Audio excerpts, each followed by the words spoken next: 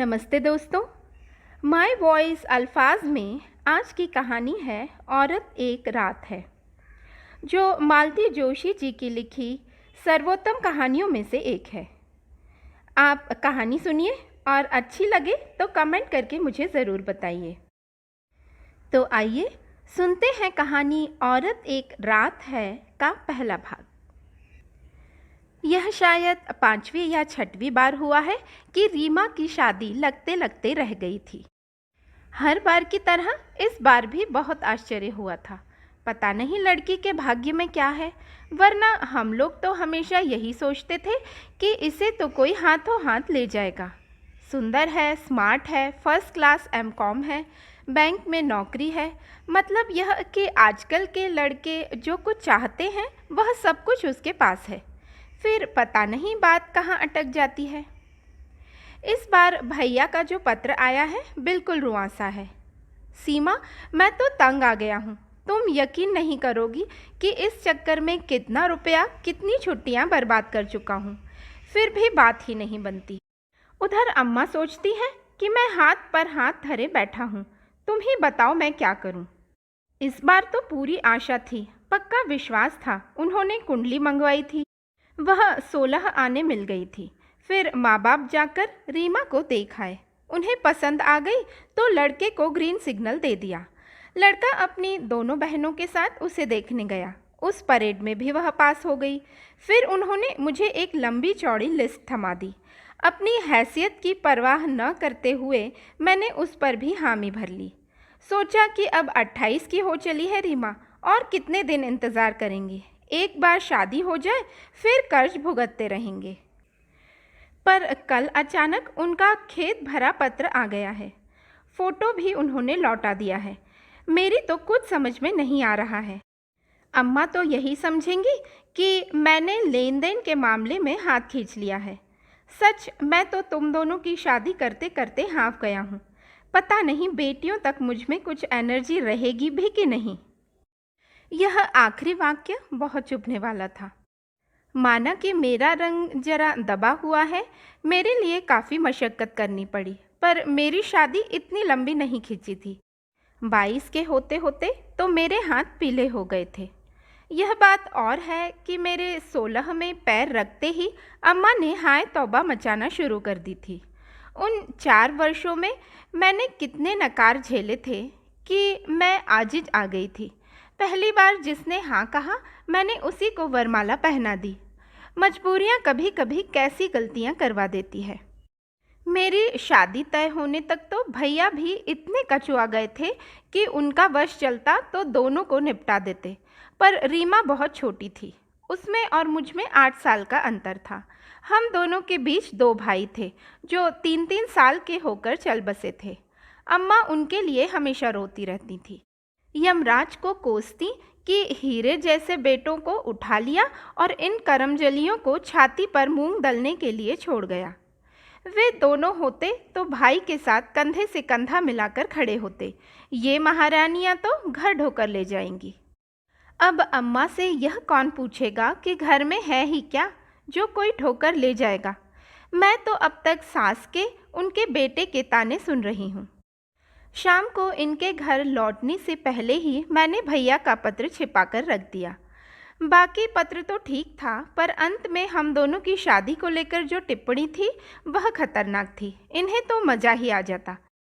वैसे भी हमेशा सुनाते ही रहते हैं कि किस्मत समझो कि मैं बेवकूफ़ झांसे में आ गया, नहीं तो अब तक बैठी किस्मत को रोती रहती। सुनकर कभी कभी इतना ताव आता है, आपकी बाबूगिरी पर, सीकिया देह व्यष्टि पर कोई अप्सरा नहीं रीझी, तभी तो हमारे लिए राजी हुए थे। कोई एहसान नहीं किया था। पर पत्नियां यह सब कहाँ कह पाती हैं। घर में आग नहीं लग जाएगी। उस दिन मैंने दूसरा ही रुख अपनाया। सुनिए, वह आपके कुलीग है ना, अंबिका शरण, उनकी मिसेस कह रही थी कि उनका भाई अब शादी के लिए राजी हो गया है। मतलब यह कि बहनों की वजह से अब तक कुंवारा बैठा हुआ था, अब सब निपट गई हैं तो शादी कर रहा है। 32 साल का है, सेल्स टैक्स में इंस्पेक्टर है। तो क्या रीमा के लिए बात कर लें? वे अपनी कंजी आंखों को बारीक करके मुझे घूरने लगे। ऐसे क्या देख रहे हैं? क्या हम लोगों का कोई फर्ज नहीं बनता? अकेले भैया ही हलकान होते रहेंगे? प्लीज़ आप बात कीजिए ना। मैं? वह एकदम फट पड़े। उस पटाखा लड़की के लिए बात करने जाऊंगा? इम्पॉसिबल। दूसरों के घर में महाभारत करवाने का पाप मैं अपने सिर कभी नहीं लूँगा। कैसी बातें करते हैं? बस जो मुंह में आया कह देते हैं। रीमा पटाखा कैसे हो गई? वह कौन सा महाभारत कराती है? आज तक किसी से उसकी लड़ाई नहीं हुई। घर परिवार में, गली मोहल्ले में, दफ्तर में सब उसकी तारीफ करते हैं। अगर इतनी ही अच्छी है आपकी बहन तो अब तक एक अदद दूल्हा क्यों नहीं जुटा पाई? बेचारे भैया को क्यों परेशान किया जा रहा है? इतनी बड़ी लड़कियों को तो खुद घर वर ढूंढ लेना चाहिए। घर वालों को इस तरह बेजार करना गलत है। अरे उन्हें थोड़ा तो आराम करने दो। 4-5 साल बाद उन्हें फिर चीनू मीनू के लिए जूते चटकाने हैं। अलग ढंग से ही सही। ठीक यही बात भैया ने अपने पत्र में लिखी है। क्या सचमुच बहनें भाई पर इस कदर भारी होती हैं? मुझे तो रोना ही आ गया। इनसे कहा, देखिए आपको कुछ नहीं करना है तो मत कीजिए, पर उल्टा सीधा मत बोलिए। वे लड़कियां अलग होती हैं जो अपने आप शादी तय कर लेती हैं। मेरी बहन वैसी नहीं है। तुम्हारी बहन कैसी है यह मैं खूब जानता हूँ। अब ज़्यादा मुँह मत खुलवाओ। क्या मतलब? लेकिन मतलब समझाने के लिए वह घर में रुके ही नहीं। चप्पल पहनकर सीधे हवाखोरी को निकल गए। जब तब मेरे पीहर वालों पर फप्तियाँ कसना यह उनका प्रिय शगल है। हर बार खून का घूंट पीकर रह जाती हूँ मैं। लड़ने की शक्ति होती तो मैं भी इनके घर वालों को 100 विशेषण दे सकती थी, पर वहीं तो मात खा जाती हूँ। बस उसी घड़ी को कोसती रह जाती हूँ जब मैंने इस रिश्ते के लिए हाँ की थी। मैं और मेरा पूरा परिवार इनके लिए मजाक के पात्र हैं। मुझे तो दर्जनों नाम दे रखे हैं। कभी बच्चों का भी लिहाज नहीं करते। रीमा का कभी नाम नहीं लेंगे। हीरोइन कहेंगे या मिस इंडिया। अम्मा को ललिता पवार कहते हैं। उनकी नज़रों में भैया तो एकदम लल्लू प्रसाद हैं। भाभी को इंदिरा गांधी का खिताब मिला हुआ है। कहते हैं तुम्हारे घर में वही तो एक मर्द है। यह बात वाकई सच है। एक भाभी ही तो है जो इन्हें ठिकाने लगाती हैं, इनकी ज़बान को लगाम देती हैं, और किसी को तो यह घास नहीं डालते।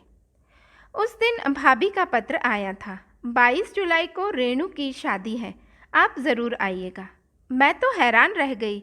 रेणु मेरी चचेरी बहन है, उसकी शादी होगी तो इंदौर में होगी। उसके लिए भाभी शहडोल से निमंत्रण क्यों भेज रही हैं? कहीं ऐसा तो नहीं कि शादी शहडोल से हो रही हो? पर पत्र में तो कहीं इसका उल्लेख नहीं है। बड़ा संक्षिप्त सा पत्र है। मैं तो केवल हैरान होकर रह गई थी। इन्होंने तो बवाल मचा दिया। तुम्हारे चाचा जी ने तुम्हारे भाई को क्या मुख्तारनामा लिख दिया है? दे भी सकते हैं, भैया परिवार के बड़े लड़के हैं। तो वे खुद पत्र लिखते ना, श्रीमती जी को कष्ट क्यों दिया? उन्होंने भी क्या पत्र लिखा है? वाह, पत्र आपके नाम है और लिखा है आप आइए, मतलब और किसी को आने की ज़रूरत नहीं है। अरे कोई बेगैरत ही होगा जो ऐसे निमंत्रण पर जाएगा। अच्छा हुआ जो दूसरे ही दिन चाचा जी का अनुरोध भरा पत्र आ गया। बड़े ही परंपरागत ढंग से लिखा गया था कि अवश्य पधारें। मनुहार की गई थी कि सीमा और बच्चों को भी साथ लाएं। अब तो खुश? वह मुस्कुरा दिए। ज़्यादा खुशी का इजहार करते तो उनकी शान में कमी ना आ जाती।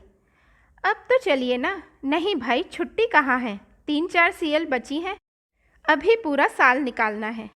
तुम अकेली हो आओ, बच्चों को भी रहने दो, रीमा की शादी में देखेंगे। मैंने यूं ही बुरा सा मुंह बना लिया, पर मन में राहत की सांस ली। यह साथ होते हैं तो पीहर का आनंद ही नहीं आता। पूरे वक्त इनकी हाजिरी में रहना पड़ता है। जरा सी भी ऊंच नीच हुई नहीं कि ये तमाशा खड़ा कर देते हैं। शादी वाले घर में वैसे ही सब लोग इतने व्यस्त रहते हैं, कोई कहाँ तक ख्याल रखेगा।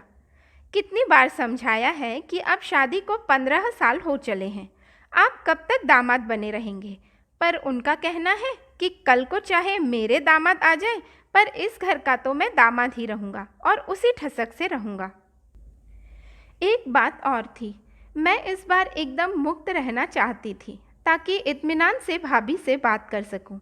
उनके पत्र का रहस्य अब कुछ कुछ मेरी समझ में आ रहा था। वह जरूर मुझसे कुछ कहना चाहती थी, नहीं तो आज तक उन्होंने मुझे कभी पत्र नहीं लिखा। यह पहला पत्र था। सच कहा जाए तो उनके साथ कभी अपनापन महसूस ही नहीं किया। वह बहुत अच्छी हैं, पहली भाभी के बच्चों को भी अच्छे से पाल रही हैं, सब ठीक है। फिर भी उनसे एक दूरी बनी हुई है। वह थोड़ी गंभीर, थोड़ी सिद्धांतवादी और बहुत ही अनुशासन प्रिय हैं, इसलिए उनसे सहज संवाद स्थापित नहीं हो पाता। उनकी तुलना में कविता भाभी तो एकदम गऊ थी। शादी में भैया भाभी, बच्चे सभी आए थे। छोटे अक्षत को मैं मुंडन के बाद पहली बार देख रही थी और चीनू मीनू तो इतनी बड़ी हो गई थी कि पहचानी ही नहीं जा रही थी। चीनू तो एकदम अपनी माँ की प्रतिमूर्ति लग रही थी। सच 4-5 साल बाद तो भैया को इनके लिए भी हाथ पैर मारने होंगे। तब तक भी रीमा कुंवारी बैठी रही तो। अम्मा ने जैसे मेरे मन की बात पकड़ ली। वैसे भी रेणु की शादी में उनका उदास होना लाजमी था। वह रीमा से 4-5 साल छोटी थी। चीनू मीनू को देखकर अम्मा बोली, 2-4 साल बाद ये दोनों भी अपने अपने घर की हो जाएंगी, पर यह करमजली लगता है यहीं बैठी रहेगी।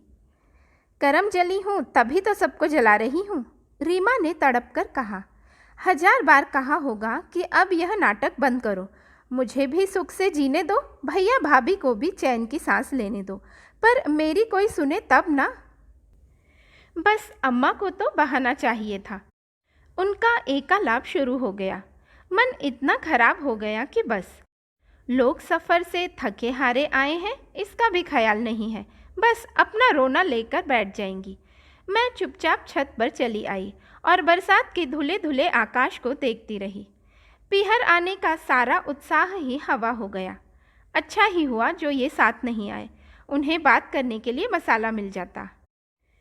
पीछे आहट हुई तो चौंक कर देखा, भाभी थी। अरे मैं तो समझी रीमा है, वह तो बैंक चली गई। अरे मुझसे तो बोली थी कि छुट्टी लेगी, क्या पता बोली शादी तो कल है, आज की छुट्टी क्यों ज़ाया करूं। हाँ, सोचा होगा अम्मा की झकझक सुनने से अच्छा है बॉस की बातें सुनना। भाभी फीकी हंसी हंसती। इसीलिए तो मैं यहाँ आने से कतराती हूँ, आते ही रोना शुरू हो जाता है। वह हर बार यह जता देती हैं कि हम बहन की कमाई पर ऐश कर रहे हैं और उसकी शादी में जानबूझकर देर कर रहे हैं, जबकि भगवान ही जानता है कि हम कैसी जी तोड़ कोशिश कर रहे हैं। और आप मुझसे मेरे बच्चे की कसम ले लीजिए, जो मैंने रीमा की कमाई को हाथ भी लगाया हो। आप भी भाभी अम्मा की बातों को इतनी गंभीरता से लेने लगेंगी तो हो चुका। हमें तो बचपन से आदत पड़ी हुई है, वह बोलती रहती हैं और हम इधर उधर हो जाते हैं। सच कहूँ मुझे उन पर गुस्सा कम और दया ज़्यादा आती है। बेचारी रीमा की चिंता में घुली जा रही हैं। पता नहीं क्या हो जाता है, हर जगह बात बनते बनते बिगड़ जाती है। मुझे पता है। क्या? मैं एकदम चौंक पड़ी, विस्फारित नेत्रों से उन्हें देखने लगी।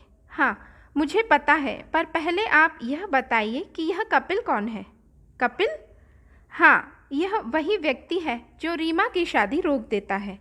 यह आप क्या कह रही हैं भाभी? सुनिए, इस बार जहाँ बात चली थी वे लोग मेरे बहुत आत्मीय हैं, इसलिए मुझे पूरी उम्मीद थी और बात भी करीब करीब पक्की हो गई थी। फिर अचानक उनका रिफ्यूज़ल आ गया। ये तो हमेशा की तरह मुंह लटका कर बैठ गए। मैंने कहा हमें जवाब तलब तो करना चाहिए, ये कोई इंसानियत है? तो आपके भाई बोले हम लड़की वाले हैं, हमें दब कर रहना चाहिए। मुझे तो एकदम ताव आ गया। अरे अब शादी टूट ही गई तो क्या लड़की वाले और क्या लड़के वाले। मैं तो इनको बिना बताए वहाँ चली गई और उन लोगों को खूब लताड़ा। तो जानती हैं क्या हुआ? उल्टे उन्होंने मुझे फटकार लगाई कि आप हमारे लड़के को फंसा रही थी, लड़की का कहीं अफेयर चल रहा है और आप ज़बरदस्ती उसका रिश्ता हमारे यहाँ कर रही थी। कम से कम आपसे तो यह उम्मीद न थी। फिर उन्होंने इस कपिल के बारे में बताया। उसके बाद मैंने इनसे छिपकर और 2-4 जगह बातें की। वे लोग भी अचानक इसी तरह से मुकर गए थे। वहाँ भी पता चला कि कपिल नाम का यह लड़का कभी फ़ोन से कभी पत्र से रीमा के साथ अपने अफेयर की सूचना देता है। कहता है रीमा सिर्फ मेरी है और किसी और की हो ही नहीं सकती। भाभी बोले जा रही थी और मेरा दिमाग घूम रहा था।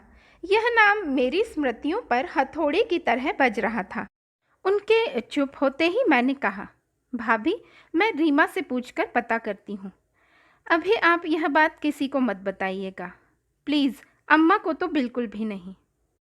मैं क्या पागल हुई हूँ? मैं तो बस इतना चाहती हूँ कि आप अपनी बहन से पूछकर मालूम करो कि उसके मन में क्या है। बेकार यहाँ वहाँ धक्के खाने में क्या तुक है। भाभी नीचे उतर गईं और मैं वहीं सिर पकड़कर बैठ गई। 10 साल पहले की बात याद हो आई। एक शाम भैया का तार मिला था, कविता जल गई है, एकदम मृत्यु की कगार पर है, फौरन चली आओ। भैया ने भले ही लिख दिया था, पर फौरन जाना क्या इतना आसान है? घर की, पैसे की, छुट्टी की व्यवस्था करते करते 2 दिन तो लग ही गए। ग्वालियर से इंदौर का सफ़र सस्ता भी नहीं है, ना आसान है। छुट्टियों की भीड़ थी, ट्रेन में तो संभव ही नहीं था, बस से आना पड़ा। हमारी बस 4 साढ़े 4 बजे ही पहुंच गई थी। मन में 100 तरह की शंकाएं लेकर घर पहुंचे। धड़कते दिल से दरवाज़ा खटखटाया। एक सुदर्शन से युवक ने दरवाज़ा खोला। कुछ देर तक हम दोनों एक दूसरे को तकते रहे। फिर वह बोला, आप सीमा दीदी हैं ना? भीतर आइए ना। भीतर हम लोगों ने इधर उधर देखा, सन्नाटा था। और लोग कहाँ हैं? अम्मा जी और जीजा जी अस्पताल में हैं, रीमा भीतर बच्चों के पास है। तब तक शायद हम लोगों की बातचीत सुनकर रीमा उठाई थी। मुझे देखते ही लिपट लिपट कर रोने लगी, किसी तरह रुकने का नाम ही न ले। वह लड़का भी मुंह फेर कर आंसू पोंछता रहा। फिर भर्राए कंठ से बोला, रीमा अब चुप करो, मेहमानों को चाय वगैरह दो, थर्मस में भी डाल देना, अम्मा जी को देता आऊँगा। वह लड़का चाय लेकर चला गया तो रीमा बोली, चलो कपिल भैया का एक चक्कर बच गया। मतलब? रोज़ सुबह 5 बजे भैया को लेने जाते हैं, फिर 7 बजे अम्मा की चाय लेकर जाते हैं, तो इकट्ठा 7 बजे जाया करें ना। नहीं, भैया कहते हैं जल्दी आया करो, वहाँ ढंग का बाथरूम जो नहीं है, भैया का वहाँ रहना ज़रूरी है। एक दिन कपिल भैया चले गए थे तो आधी रात को आना पड़ा। भाभी की तबीयत एकदम ख़राब हो गई थी। और अम्मा, वो कब आती हैं? वह तो 10 के बाद डॉक्टर का राउंड होने पर ही आ पाती हैं। फिर 2 घंटे के लिए मैं चली जाती हूँ। 12 बजे से चाची आ जाती हैं। शाम को अम्मा फिर पहुँच जाती हैं। अस्पताल की वजह से अम्मा ने रात का खाना ही छोड़ दिया है। रीमा दोबारा सोने चली गई तो ये मुझसे बोले, तुम्हारी माँ एकदम जाहिल है और भाई तो एकदम बॉडम है। क्या हुआ? जवान जहान लड़की को उस छोकरे के साथ अकेला छोड़ देते हैं, कल को कुछ ऊंच नीच हो गई तो? अब चुप भी कीजिए, यह कोई वक्त है ऐसी बातें करने का? तब तक भैया लौट आए थे। मुंह हाथ धोकर सीधे बिस्तर पर पड़ गए। बोले, सीमा माफ़ करना, रात भर का जागा हूँ, रात भर बेंच पर बैठा रहता हूँ। लोग बाग बरामदे में चादर डालकर सो जाते हैं, पर इतनी गंदगी, इतने मच्छर हैं कि क्या बताएं। अम्मा का भीतर पता नहीं क्या हाल होता होगा। अदल बदल कर भेजा करो ना, एक आध दिन रीमा चली जाएगी। ना बाबा, वो जगह क्या लड़कियों को भेजने लायक है? हाँ, तुम चाहो तो आज रात रह जाना, अम्मा को आराम मिल जाएगा। मुझे इतना ताव आया, रीमा लड़की है और मैं क्या बूढ़ी हूँ? लेकिन रीमा ने अम्मा की जगह नहीं, अपनी जगह मेरी ड्यूटी लगा दी। बोली, कल मेरा पेपर है दीदी, सोचा था 8 दिन का गैप है, यह सब्जेक्ट बाद में पढ़ लूँगी, पर इन 8 दिनों में किताब खोलकर भी नहीं देखी है, आज थोड़ा सा देख लूँगी। सोनू को उसी के जिम में छोड़कर मैं गई थी। बाप रे, आज भी उस वार्ड की याद आती है तो उबकाई आती है। भैया ने कहा था खाना खाकर जाना, नहीं तो घर लौटकर खा नहीं पाओगी, पर मुझे तो लग रहा था मेरा सब खाया पिया बाहर आ जाएगा। और भाभी, उन्हें देखकर तो रोंगटे खड़े हो गए थे। वह कैसे जीवित थीं, यही आश्चर्य था। वहाँ एक बुजुर्गवार महिला कह रही थी, बेचारी के प्राण बच्चों में अटके हैं, नहीं तो इतनी यातना के बाद क्या कोई जीवित रह पाता है।